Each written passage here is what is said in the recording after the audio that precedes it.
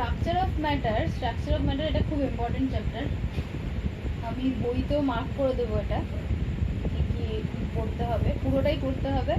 তো ফার্স্ট আমাদের একটা ম্যাটার, যখন আমরা কোনো ম্যাটার দেখছি, এনি কাইন্ড অফ ম্যাটার, সে লোহা হতে পারে, ইট কাঠ বালি পাথর যা খুশি হতে পারে, তো সেটা কি দিয়ে তৈরি। ফার্স্ট আমরা জানি যে এখন আমরা জানি যে কোনো ম্যাটার হলো অ্যাটম দিয়ে তৈরি। সব ছোট ছোট অনেক অনেক ছোট ছোট ছোট ছোট অ্যাটম দিয়ে ম্যাটার তৈরি হয়, সেগুলো সব জুড়ে।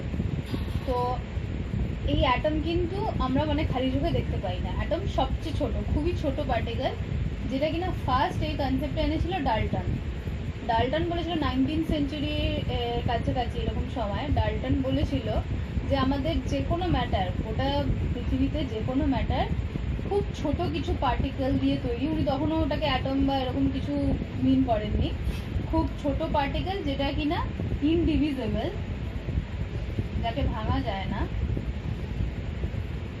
ইনডিভিজিবল, আর হলো ইনডিস্ট্রাক্টেবল।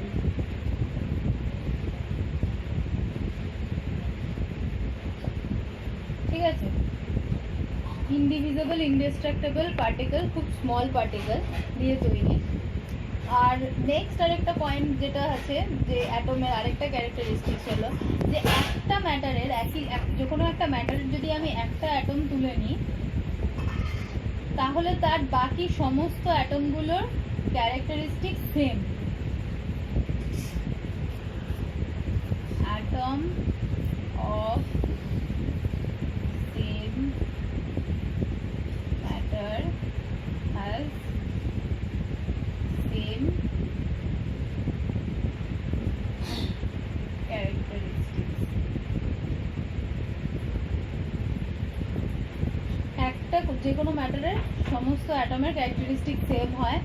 আর সেই অ্যাটমগুলো সবসময় যখন কোনো রিয়াকশন বা কিছুতে পার্টিসিপেট করে, সেই অ্যাটমগুলো কিন্তু সবসময় সিম্পল রেশিও হয়, সিম্পল রেশিও পার্টিসিপেট করে। সিম্পল রেশিও মানে সব 1:2, 2:3 এরকমভাবে, 3:5 এরকমভাবে হবে। কোনো সময় 1/2 বা 1/3 এরকম হবে না, এগুলো হয় না। এগুলো হয় 1:2, 2:3, 3:5 এরকম, সবসময় সিম্পল রেশিও ওরা রিয়াকশন করবে। আর আরেকটা পয়েন্ট কি আছে না, ডিফারেন্ট অ্যাটমের, এটা যেমন যে এই যে পয়েন্টটা বললাম যে সেম ম্যাটারের সমস্ত অ্যাটমের ক্যারেক্টারিস্টিক সাইজ সেম হয়, সেরকমভাবে ডিফারেন্ট অ্যাটমের সমস্ত ম্যাটারের ক্যারেক্টারিস্টিক্স আর সাইজ ডিফারেন্ট হয়, প্রত্যেকের থেকে আলাদা আলাদা। মানে হাইড্রোজেনের সাথে হিলিয়ামের কোনো মিল পাওয়া যাবে না, অক্সিজেনের সাথে কার্বনের কোনো মিল পাওয়া যাবে না। ডাল্টনের এই থিওরির পরে অনেকগুলো নতুন নতুন থিওরি বেরিয়েছে, যেগুলো কিনা মেনলি অ্যাটম, কোনো একটা পার্টিকুলার অ্যাটম নিয়ে নয়, কোনো গ্যাস বা কোনো কিছুতে। গে লুসাকের একটা থিওরি আছে,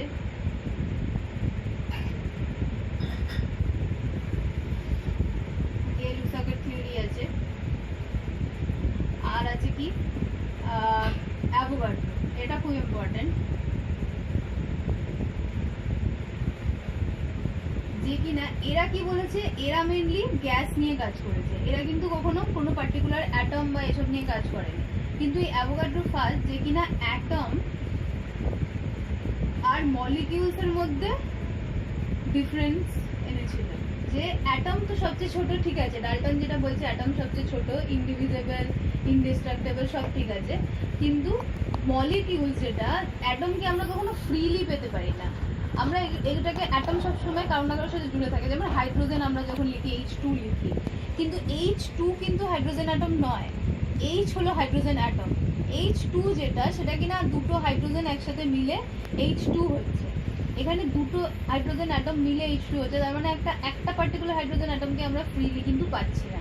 ঠিক আছে, তাই জন্য অ্যাভোগাড্রো বলেছিল আমরা যেই একটা কোনো ম্যাটারের সবচেয়ে ছোট যেই পার্টিকেলটাকে আমরা ফ্রিলি পেতে পারি, যেমন H2 সবচেয়ে ছোট পার্টিকেল হাইড্রোজেনের, যেটাকে আমরা ফ্রিলি পেতে পারি, এটাকে বলা হচ্ছে হাইড্রোজেনের মলিকিউল। তাহলে অ্যাটম আর মলিকিউলস এর মধ্যে ডিফারেন্স কি না, অ্যাটম হলো যাকে আমরা, অ্যাটম হলো কোনো ম্যাটারের সবচেয়ে ছোট পার্টিকেল, ইনডিভিজিবল, ইনডেস্ট্রাক্টেবল অ্যাকর্ডিং টু ডাল্টন, ঠিক আছে।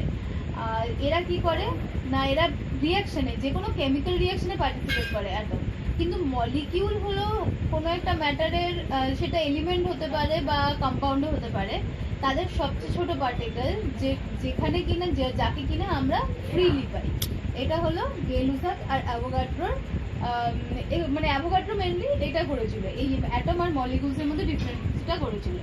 এবারে তারপরে অনেকদিন বাদে, মানে ধর 20th সেঞ্চুরি এরকম সময় হচ্ছে কি, যে বলা হলো যে না, ডাল্টনের এই ফার্স্ট যে পয়েন্ট, যেটা কিনা ইনডিভিজিবল আর ইনডেস্ট্রাক্টেবল, এটা ভুল। ইনডিভিজিবল, ইনডেস্ট্রাক্টেবল নয়, অ্যাটমকে ভাঙা যায়। অ্যাটম যেটা, এটাকে আমরা ভাঙতে পারি, ঠিক আছে, এটাকে আমরা ভাঙতে পারি। তাহলে যখন ভাঙতে পারি, তাহলে অ্যাটম কি দিয়ে তৈরি? অ্যাটম ফার্স্ট বলা হয়েছিল অ্যাটমে একটা পজিটিভ পার্ট থাকে আর একটা নেগেটিভ পার্ট থাকে, ঠিক আছে। এখানে অনেকগুলো মডেল আছে, এগুলো কোনোটাই তো অ্যাটমকে তো চোখে দেখা যায়নি, অ্যাটমকে কোনোভাবেই, মানে আমরা কোনো রকম মাইক্রোস্কোপ বা কিছু দিয়ে আমরা অ্যাটমকে দেখতে পাইনি তখনও।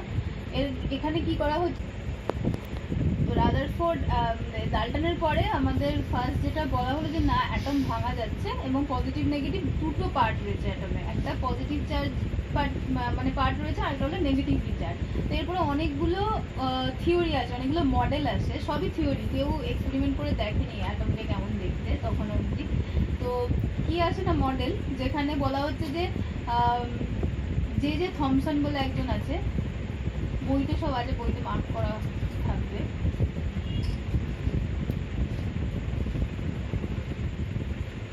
এরা একটা মডেল করে যে অ্যাটমের মধ্যে নেগেটিভলি চার্জ পার্টিকেলগুলো ছড়িয়ে ছিটিয়ে থাকে এরকম ভাবে যে কোনো জায়গায়, ঠিক আছে। এইটা একটা মডেল হলো। তারপর অনেক ধরনের এক্সপেরিমেন্ট করে, থিওরি করে বোঝা গেল যে না, এটা ভুল, এরকম ভাবে থাকতে পারে না।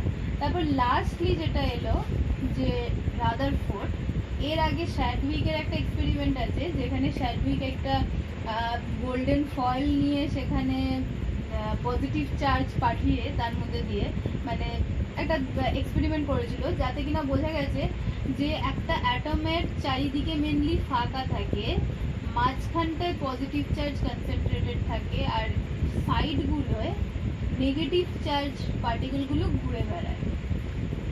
এই সেম জিনিসটাই রাদারফোর্ড বলেছিল। তো রাদারফোর্ড কি বলেছে না, অ্যাটমের, যে কোনো অ্যাটমের ফার্স্ট যেটা সেন্টার হয়, যেরকম আমাদের সিমিলার হলো আমাদের সোলার সিস্টেমের মতো, সিমিলার একদম সোলার সিস্টেমের সঙ্গে এর মিল আছে। সোলার সিস্টেমে যেমন মাঝখানে সূর্য থাকে, সান থাকে, তার চারিদিকে প্ল্যানেটগুলো ঘুরে বেড়ায়, এটা তো সেম, যে মাঝখানে একটা পজিটিভ চার্জ রয়েছে, তার চারিদিকে নেগেটিভলি চার্জ কিছু পার্টিকেল ঘুরে বেড়াচ্ছে, ওইটাকে রোটেট করছে, পজিটিভলি চার্জ পার্টিকেলটাকে ঘিরে ওই নেগেটিভগুলো রোটেট করছে। আর এই পজিটিভলি চার্জ যে পার্টিকেলটা মাঝে রয়েছে, সেটাকে নিউক্লিয়াস বলা হচ্ছে, সেন্টার, অ্যাটমের সেন্টার বলা হচ্ছে। আর এইখানে ব্যাস এই দুটো পার্টিকেল সম্বন্ধেই রাদারফোর্ড মেনলি বলেছিল। আর বাইরের যে পার্টিকেলগুলো নেগেটিভলি চার্জ, সেটা হলো ইলেকট্রন, নেগেটিভলি চার্জ পার্টিকেল। আর মাঝের যেটা, সেটা হলো শুধুমাত্র একটা পজিটিভলি চার্জ পার্টিকেল, অন্য যে কোনো পার্টিকেল থাকতে পারে, সেটা কিন্তু তখনও এই করা যায়নি।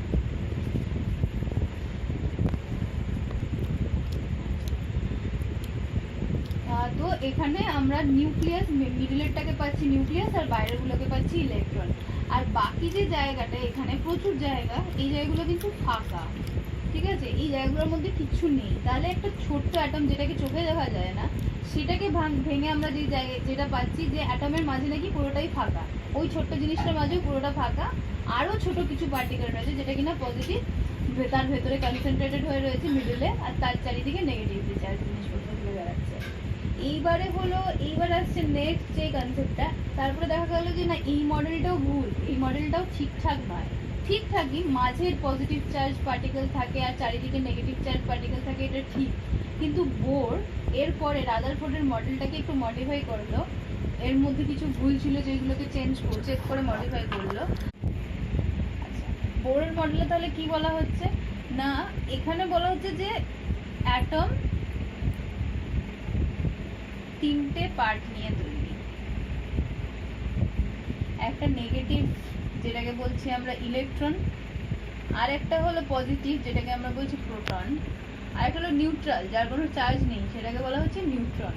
তাহলে অ্যাটমের তিনটে পার্ট আসছে, নেগেটিভ চার্জটাকে আমরা বলছি ইলেকট্রন, পজিটিভটাকে বলছি প্রোটন, আর আরেকটা হলো নিউট্রন। তাহলে এই নিউট্রন কোথায় থাকে? অ্যাটম যখন আগের রাদারফোর্ডের মডেলে কি বলা হলো যে না একটা ইলেকট্রনের শুধু মাঝখানে পজিটিভ চার্জটা কনসেন্ট্রেটেড হয়ে থাকে, শুধু পি থাকে। কিন্তু বোর বললো যে না, পি এর সাথে একটা নিউট্রনও থাকে প্রোটনের সাথে, পজিটিভ চার্জের সাথে, যার কিনা কোনো চার্জ নেই, তাই তার এক্সিস্টেন্সটা বোঝা যায় না।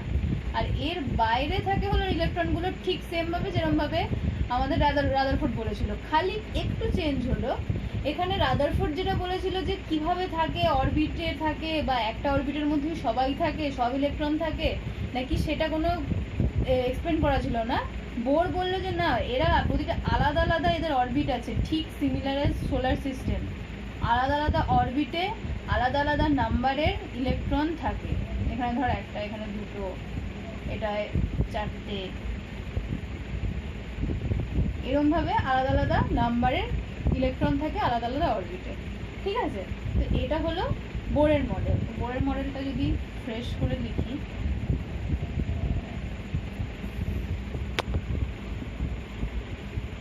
মিডলে প্রোটন আর নিউট্রন, আর বাইরে আলাদা আলাদা অরবিটে negative charge electron.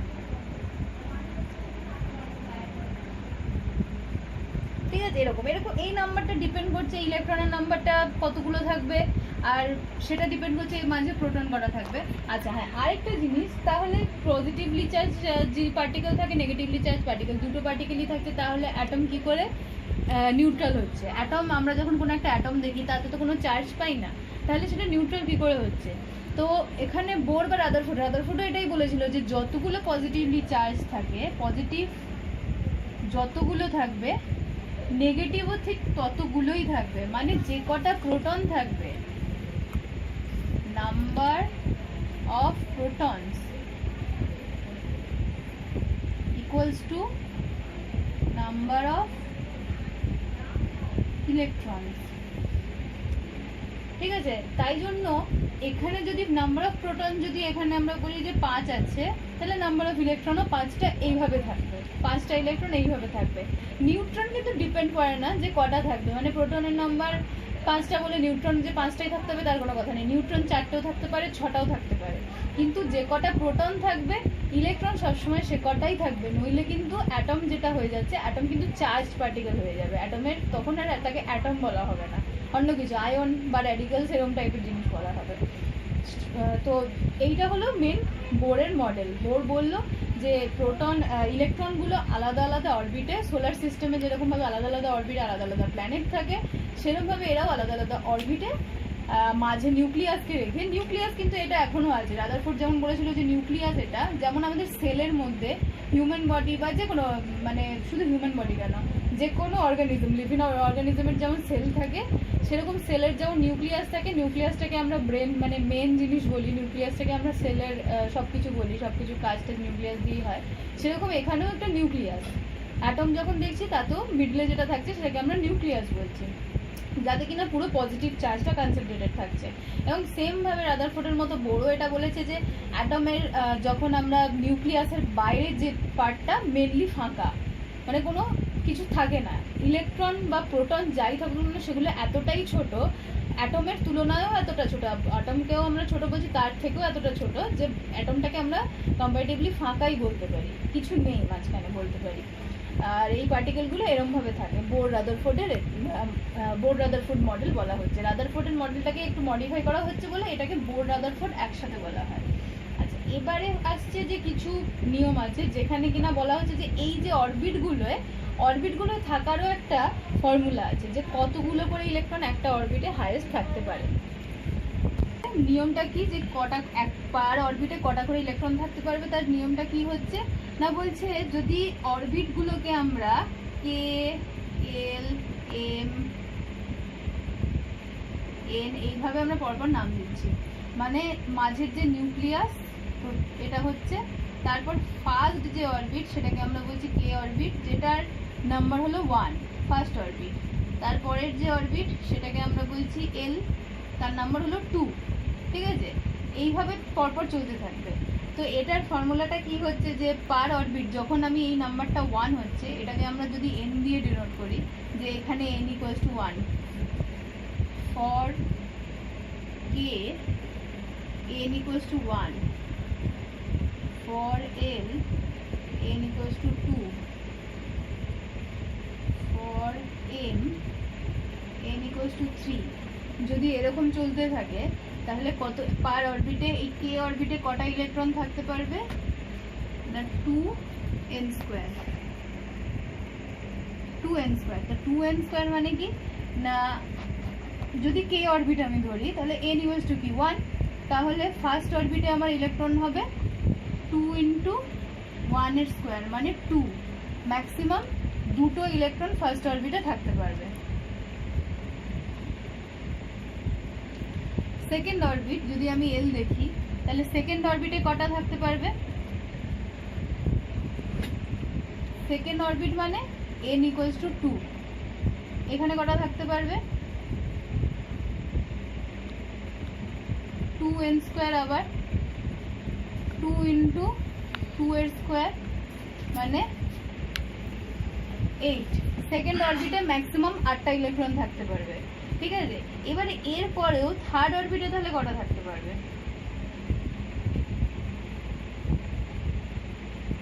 n equals to 3, 2 into 3 square 18টা। কিন্তু আমরা যদি থার্ড অরবিট যদি লাস্ট অরবিট হয়, মানে আমরা যখন কোনো একটা অ্যাটমের এই ইলেকট্রন কনফিগারেশন করব, তাতে যদি থার্ড অরবিট দেখি লাস্ট অরবিট, তাতেও কিন্তু আমরা লাস্ট অরবিটে 18খানা ইলেকট্রন রেখে দিতে পারবো না। এর কতগুলো স্পেসিফিক রুলস আছে, যে লাস্ট অরবিটে সবসময় যতই আমার লাস্ট অরবিটে ম্যাক্সিমাম 18টার জায়গা থাকুক না কেন, যদিও সেটা থার্ড অরবিট হয়, যদি সেটা ফোর্থ অরবিটও হয়, তাতেও লাস্ট অরবিটে 8টার বেশি ইলেকট্রন থাকতে পারে না। যখনই সেটা লাস্ট অরবিট হয়ে যাবে তাতে 8টার বেশি ইলেকট্রন থাকতে পারবে না। যদি থার্ড অরবিটের পরে আরেকটা ফোর্থ অরবিট থাকে, ফোর্থ অরবিট যদি এক্সিস্ট করে, তবে তাহলে আমরা থার্ড অরবিটে 18টা ইলেকট্রন, 18খানা ইলেকট্রন রাখতে পারি। তখন আবার ফোর্থ অরবিট হয়ে যাবে লাস্ট অরবিট, তখন সেই লাস্ট অরবিটে আমরা আবার 8টার বেশি রাখতে পারবো না। যতই ফোর্থ অরবিট বড় হোক, তাতে যতই আমার যত ইলেকট্রনই থাকার ক্যাপাসিটি থাকুক না কেন, যদি সেটা লাস্ট অরবিট হয় তাহলে আমরা তাতে 8টার বেশি ইলেকট্রন রাখতে পারবো না। ঠিক আছে, কিন্তু সেটা যদি লাস্ট অরবিট না হয়, তারপরে যদি আরও অরবিট থাকে, তাহলে আমরা সেটায় ওই ম্যাক্সিমাম নাম্বার অফ অত ইলেকট্রন রাখতে পারবো। আর এগুলো সবই ম্যাক্সিমাম নাম্বার অফ ইলেকট্রন, এমন নয় যে এতগুলো থাকতেই হবে, এর চেয়ে কমও থাকতে পারে, কিন্তু ম্যাক্সিমাম এটা। আর আমি যদি এইটাকে দেখাই একটা কতগুলো এক্সাম্পল দিয়ে, বইও আছে এক্সাম্পলগুলো।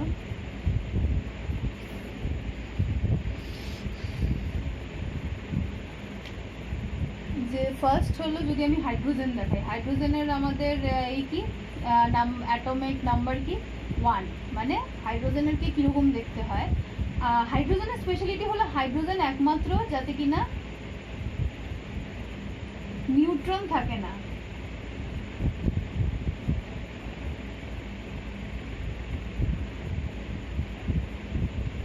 হাইড্রোজেন একমাত্র যাতে কিনা কোনো নিউট্রন থাকে না, আর সমস্ত এলিমেন্টসে নিউট্রন আছে। হাইড্রোজেন একমাত্র যাদের কোনো নিউট্রন থাকে না, ও শুধু প্রোটন আর ইলেকট্রন দিয়ে তৈরি। তাহলে হাইড্রোজেন 1 মানে হলো এতে একটা প্রোটন আছে আর এক ইলেকট্রন আছে। আচ্ছা, হাইড্রোজেনে একটা প্রোটন আর একটা ইলেকট্রন থাকে, তাহলে কিরকম হবে এর সাজানোটা। ইলেকট্রন কনফিগারেশন খুবই ইম্পর্টেন্ট জিনিস, ফিজিক্স কেমিস্ট্রি দুটোর ক্ষেত্রেই এটা খুব ইম্পর্টেন্ট। মাঝে একটা প্রোটন, এটা হলো নিউক্লিয়াসটা, এতে যেহেতু নিউট্রন নেই তাই নিউট্রনের কোনো ব্যাপার নেই। আর এর যেহেতু একটা ইলেকট্রন আছে, তো ফার্স্ট অরবিট কে অরবিট, তাতে একটা ইলেকট্রন থাকবে। এই একটা প্রোটনের চারিদিকে এভাবে একটা ইলেকট্রন ঘুরবে। এই হলো হাইড্রোজেন। এবারে যদি আসি হিলিয়াম, হাইড্রোজেনের পরেই হিলিয়াম, কারণ হাইড্রোজেন আর পিরিয়ডিক টেবিল যদি দেখিস, পিরিয়ডিক টেবিলে আমি বলেছিলাম আগে যে পিরিয়ডিক টেবিলে হাইড্রোজেন, হিলিয়াম, এই যে 1 2 করে দেওয়া থাকে এগুলো রোল নাম্বারের মতো, কোনো এলিমেন্টারই কিন্তু নাম্বার রিপিট হয় না। ফার্স্ট হলো হাইড্রোজেন, কারণ হাইড্রোজেনের এই অ্যাটমিক নাম্বার 1, সেকেন্ড হলো হিলিয়াম, তার অ্যাটমিক নাম্বার 2, তারপরে লিথিয়াম, তার অ্যাটমিক নাম্বার 3, এইভাবে পরপর চলতে থাকে। তাহলে হিলিয়ামের যদি আমরা দেখি এখন,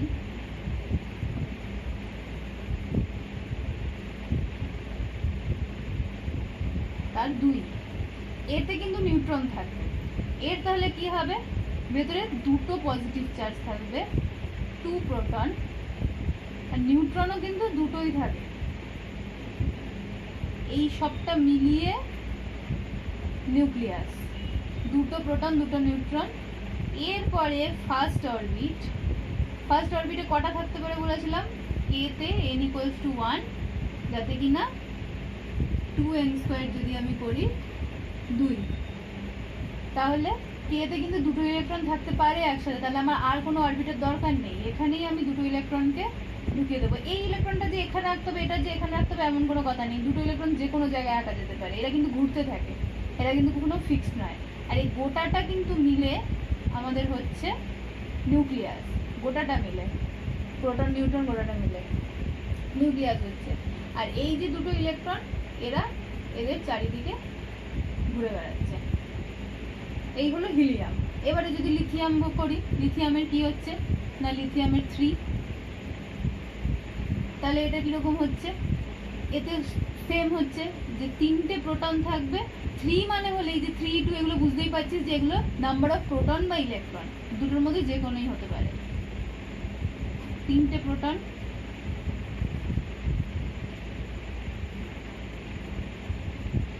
নিউট্রনও থাকছে এখানে।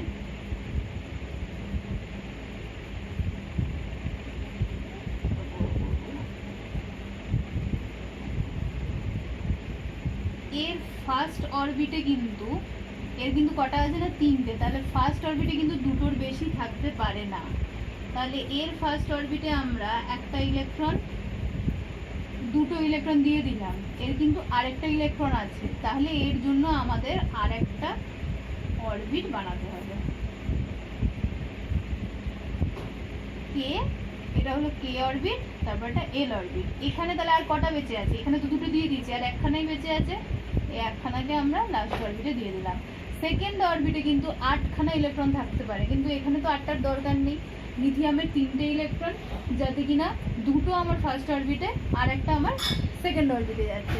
এবারে কিছু ইম্পর্টেন্ট কতগুলো এলিমেন্ট যদি আমরা দেখি, কার্বন, অক্সিজেন, নাইট্রোজেন। তাহলে কার্বনেরটা যদি আমরা দেখাই, কার্বনের খুব এই যে কার্বনের 4টে ইলেকট্রন, 4টে প্রোটন, আর মাঝে 4টে নয় 6টা, লাস্ট অরবিটে 4টে, আর 6টা ইলেকট্রন, 6টা প্রোটন আর 6টা নিউট্রন থাকছে। কার্বন 6, যেখানে প্লাস 6p, আর নিউট্রন যার কিনা কোনো চার্জ নেই সেটাও 6টা থাকছে। এটা মিলে নিউক্লিয়াস হচ্ছে। এর চারিদিকে ফার্স্ট অরবিটে তাহলে কটা থাকবে, দুটো, ফার্স্ট অরবিটে দুটোর বেশি থাকতেই পারে না। তারপরে আর একটা অরবিট বানাচ্ছি, কটা বেঁচে আছে, দুটো অলরেডি হয়ে গেছে, তাহলে 6 - 2 4, বাকি 4টেই কিন্তু সেকেন্ড অরবিটে থাকবে।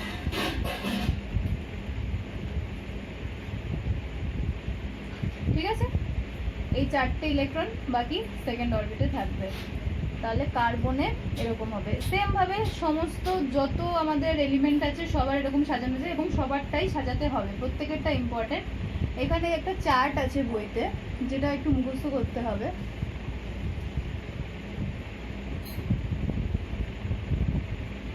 পেজ নাম্বার 136 এর একটা চার্ট আছে, পেজ নাম্বার 136 এর চার্টটা একটু মুখস্থ করতে হবে, প্রতিটা যে কটা আছে এখানে। এখানে ম্যাগনেসিয়াম অবধি পরপর আছে, তারপরে একটা এক্সট্রা ক্লোরিন আছে, কারণ ক্লোরিনেরটা ইম্পর্টেন্ট, তাই ক্লোরিনেরটাও দিয়ে দিয়েছে। সব কটার ইলেকট্রন কনফিগারেশন, মাস নাম্বার, প্রোটন নিউট্রন সব number. Actually proton number neutron number মনে রাখলেই মাস নাম্বার বের করা যায়, কি করে করা যায় এবার সেটা দেখব। আচ্ছা, এবারে আমাদের এই কোনো একটা এলিমেন্টের অ্যাটমিক নাম্বার বা কোনো একটা অ্যাটমকে রিপ্রেজেন্ট করার একটা নিয়ম আছে। নিয়মটা কীরকম সেটাই এখন বলছি। যে কোনো একটা অ্যাটম, সাপোজ এক্স বলে কোনো অ্যাটম নেই, আমি ধরে নিচ্ছি যেমন অ্যালজেব্রার মতো এক্স ধরে নিচ্ছি। তার যদি অ্যাটমিক নাম্বার এ হয়, আর অ্যাটমিক নাম্বার যদি এ হয় তাহলে এক্স এর নিচে আমরা লিখবো এরকমভাবে এ, বা এটাকে এরকমভাবে লেখা যায়, এটা এখানে না লিখে এখানেও লেখা যায় না, এ সবসময় এদিকেই লেখা হবে। মাস নাম্বারটাকে ওপরে না লিখে এখানেও লেখা যায়, ঠিক আছে? মানে এটা নিচে অ্যাটমিক নাম্বার নিচে থাকে, মাস নাম্বার ওপরে থাকে সবসময়। তাহলে সাপোজ আমরা যদি দেখতে, তাহলে মাস নাম্বার কাকে বলে, বা ফার্স্ট বলতে হবে মাস নাম্বার কাকে বলে। অ্যাটমিক নাম্বার তো এতক্ষণ বলেছি যে নাম্বার অফ প্রোটনস, বা এটার সঙ্গে আমরা বলতে পারি যে number of electrons. Same, number of protons বা নাম্বার অফ ইলেকট্রনস একটা কোনো অ্যাটমের। এবারে ইলেকট্রনস, নাম্বার অফ ইলেকট্রনসকে কেন অ্যাটমিক নাম্বার বলা হয় না সেটা পরে বলছি। নাম্বার অফ প্রোটনসকেই অ্যাটমিক নাম্বার বলা হয়, কিন্তু যখন কোনো নিউট্রাল অ্যাটম আমরা পাবো, যখন কোনো অ্যাটমের চার্জ নেই, সেক্ষেত্রে নাম্বার অফ প্রোটনস আর নাম্বার অফ ইলেকট্রনস ইকুয়াল হয়। নাম্বার অফ প্রোটনস কেন ইলেকট্রনস দিয়ে বলা হয় না কেন, তার কারণ হলো যখন কোনো নিউট্রাল আমি কোনো অ্যাটম দেখব, তার নাম্বার অফ প্রোটনস কিন্তু নাম্বার অফ ইলেকট্রনের সঙ্গে সমান হয়। কিন্তু যখন আমরা কোনো যদি কেমিক্যাল রিয়াকশনে সেই অ্যাটমটা পার্টিসিপেট করে, তখন কিন্তু নাম্বার অফ ইলেকট্রনসগুলো চেঞ্জ হয়ে যায়। সেই জন্য অ্যাটমিক নাম্বারকে সবসময় নাম্বার অফ প্রোটনস দিয়েই বলা হয়। নাম্বার অফ প্রোটনস কিন্তু কোনো কেমিক্যাল রিয়াকশনে পার্টিসিপেট করে না, ঠিক আছে? তাই যদি ডেফিনেশন চায় তাহলে কখনো যদি বলে ফেলিস যে number of electrons, atomic number is equal to number of electrons, তাহলে কিন্তু ভুল হবে। কিন্তু আমরা যদি নিউট্রাল কোনো অ্যাটম দেখি, তার ক্ষেত্রে কিন্তু প্রোটন আর ইলেকট্রন সেমই হয়, সেক্ষেত্রে কোনো ভুল নেই। এবারে আসলো মাস নাম্বার। মাস নাম্বার কাকে বলা হচ্ছে?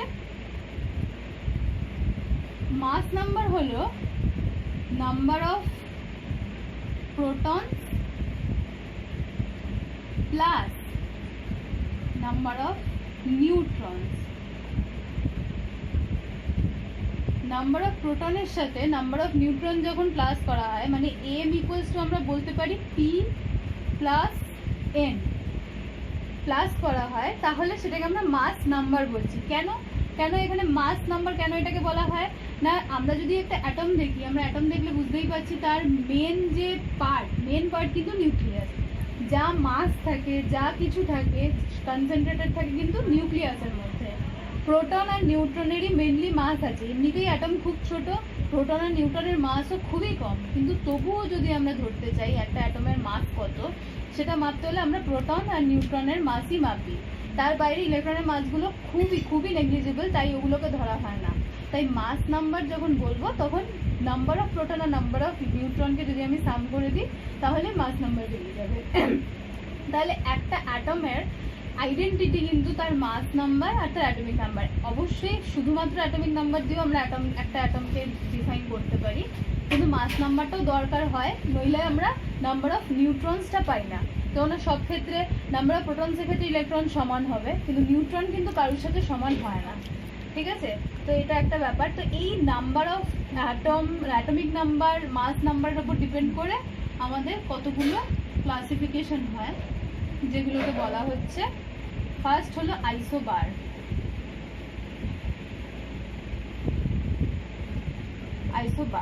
আইসোবার কাকে বলা হচ্ছে না? যখন ডিফারেন্ট অ্যাটমের, এখানে কিন্তু হবে ডিফারেন্ট অ্যাটমের নাম্বার অফ নিউট্রন বা নাম্বার অফ প্রোটন যাই হোক না কেন, মাস নাম্বার ইকুয়াল হয়। মাস নাম্বার ইজ ইকুয়াল। মাস নাম্বারগুলো যখন ইকুয়াল হয়, তখন তাদের বলা হচ্ছে আইসোবার। যেমন আমরা যদি দেখি কার্বনের যদি আমরা একটা এই আছে যে 6, কার্বনের অ্যাটমিক নাম্বার 6, মাস নাম্বার 14। আবার নাইট্রোজেনের অ্যাটমিক নাম্বার 7, মাস নাম্বার 14।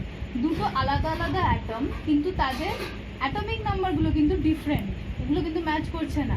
কিন্তু মাস নাম্বার ম্যাচ করছে, দুটোরই 14। তাহলে কার্বন 614 আর নাইট্রোজেন 714কে বলা হবে একে অপরের আইসোবার। ঠিক আছে, এদের মাস নাম্বার ইকুয়াল কিন্তু এরা ডিফারেন্ট অ্যাটমের। তাহলে কার্বনের ক্ষেত্রে আমরা কি বলতে পারি, কার্বন 614 এর ক্ষেত্রে আমরা কি বলতে পারি, অ্যাটমিক নাম্বার কত না 6, মাস নাম্বার কত 14। তাহলে নিউট্রন নাম্বার কত, নাম্বার অফ নিউট্রন কত হবে, অবভিয়াসলি মাস নাম্বার মাইনাস অ্যাটমিক নাম্বার 8। ঠিক আছে, তাহলে এখানে আমরা দেখতে পাচ্ছি যে মাস নাম্বার অ্যাটমিক নাম্বারের সাথে কিন্তু নিউট্রন নাম্বার মানে ডিফারেন্স 2 আছে। এমন নয় যে সিমিলার তো নয়, বরং 2-এর ডিফারেন্স। নর্মালি আমরা 1 বা 2 এরকমই ডিফারেন্স দেখতে পাই তাই নিউট্রনের সাথে প্রোটনের নাম্বারের। আর যদি নাইট্রোজেন দেখি তাহলে এর নাইট্রোজেন 714 যদি দেখি, এর অ্যাটমিক নাম্বার কত 7, এর মাস নাম্বার কত সেম অ্যাজ কার্বন 614, আর নিউট্রন নাম্বার কত 14 মাইনাস 7, তাহলে কি বেরোচ্ছে না 7। তাহলে আমরা দেখতে পাচ্ছি যে আইসোবারের ক্ষেত্রে হয় মাস নাম্বার সেম আর অ্যাটমিক নাম্বার ডিফারেন্ট, যেটা থেকে আমরা নিউট্রন নাম্বার বার করতে পারি। এরপর আছে আরো দুটো, যেটাকে ফার্স্ট হলো আইসোটোপ। আইসোবারের পর আসছে আইসোটোপ, এটা সবচেয়ে বেশি ইম্পর্টেন্ট। আইসোটোপের ক্ষেত্রে কি হয়, সেম অ্যাটমের মাস নাম্বার ডিফারেন্ট হয় কিন্তু অ্যাটমিক নাম্বার সেম হয়। মাস নাম্বার ডিফারেন্ট মানে নিউট্রন নাম্বারও ডিফারেন্ট।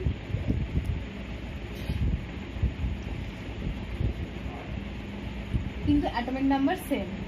এখানে আমি একটা এক্সাম্পল দিই, যেটা অক্সিজেনের যে এটা আছে সেখানে যেমন আমরা দেখি যে অক্সিজেনের প্রপার্টিতে, ফিজিক্যাল প্রপার্টিতে, যে অক্সিজেনের 3টে আইসোটোপ হয়।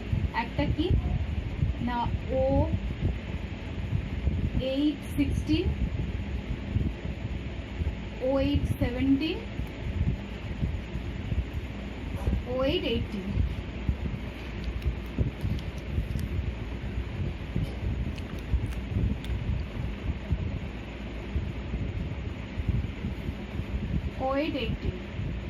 তাহলে এখানে তাহলে আইসোটোপের আমরা দেখতে পাচ্ছি যে মাস সবারই কিন্তু অ্যাটমিক নাম্বার সেম কিন্তু মাস নাম্বারগুলো ডিফারেন্ট, তার মানে হলো নিউট্রন নাম্বার ডিফারেন্ট। তাহলে ফার্স্ট অক্সিজেনটার যদি আমি দেখি অ্যাটমিক নাম্বার 8, মাস নাম্বার 16, তাহলে নিউট্রন নাম্বার কত হচ্ছে না 8। এইটার ক্ষেত্রে অ্যাটমিক নাম্বার 8, মাস নাম্বার 17, তাহলে নিউট্রন নাম্বার কত হচ্ছে 9। এটার ক্ষেত্রে অ্যাটমিক নাম্বার 8, মাস নাম্বার 18, নিউট্রন নাম্বার কত হচ্ছে 10। তাহলে এটা গেল আইসোটোপ। এরকম ভাবে আইসোটোপের হয়। আইসোটোপের অনেক এক্সাম্পলও আছে, একটা চার্ট আছে পেজ নাম্বার 137-এ, ওই চার্টটা পড়তে হবে। এরপর আসছি আইসোটোন।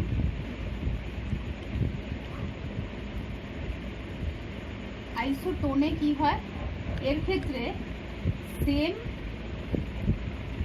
ডিফারেন্ট অ্যাটমের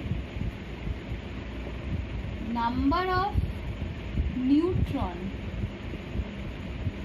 সেম, মানে আলাদা আলাদা অ্যাটম, যেমন ধর সিলিকন, আরেকটা হচ্ছে ফসফরাস, আরেকটা হচ্ছে সালফার। এদের যদি আমি দেখি সবার কিন্তু অ্যাটমিক নাম্বার আলাদা, আবার মাস নাম্বারও কিন্তু আলাদা এদের প্রত্যেকের। কিন্তু এদের যদি তুই মাইনাস করিস নাম্বার অফ নিউট্রন, সবার সেম।